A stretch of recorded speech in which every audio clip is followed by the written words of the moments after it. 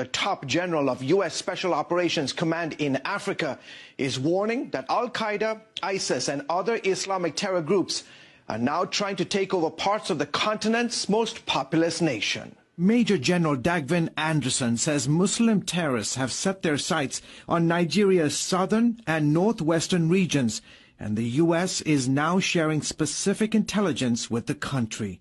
So this intelligence sharing is absolutely vital, and we stay fully engaged with the government of Nigeria to provide them an understanding of what these terrorists are doing.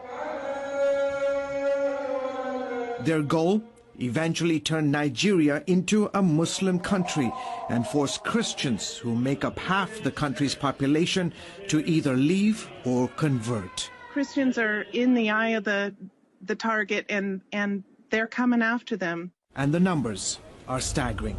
August 6th, Muslims stormed 4 remote Christian villages in Kaduna State, killing 22 villagers. July 24th, 21 dead, scores injured, and several Christian homes destroyed by militants. July 19th, 19 people killed when assailants armed with guns and machetes attacked a wedding reception.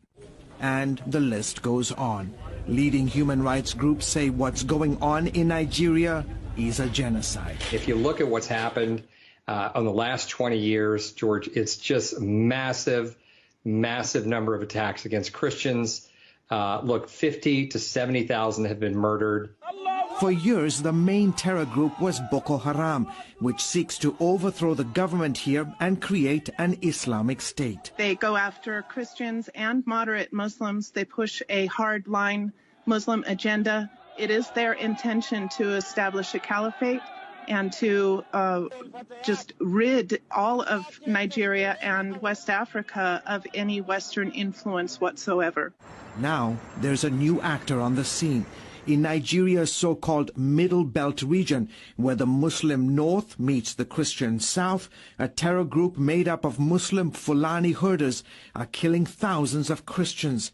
More than 1,400 Christians were hacked to death in just the first 7 months of 2020 by Fulani herders. Unfortunately, the secular media are quite often biased and trying to present this as a tribal conflict rather than religious. Nigeria's president, a Muslim, has so far done very little to stop the bloodshed.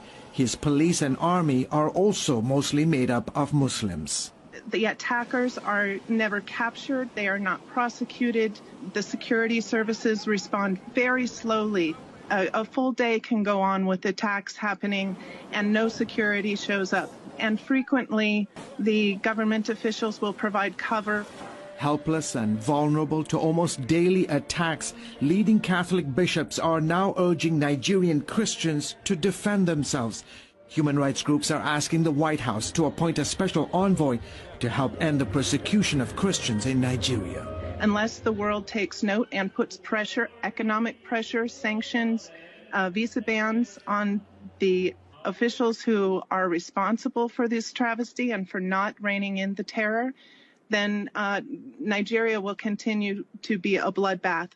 Meanwhile, King's Group is helping more than 3,000 Christians who lost their businesses, homes, farms, or land to Boko Haram and Fulani militant attacks.